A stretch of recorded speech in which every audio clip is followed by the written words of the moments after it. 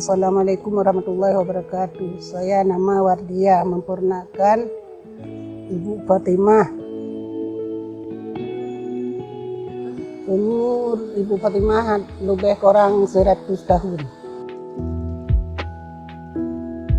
Pokoknya menyena tabri makanan, tak pergi pajo keronan. Tak mano.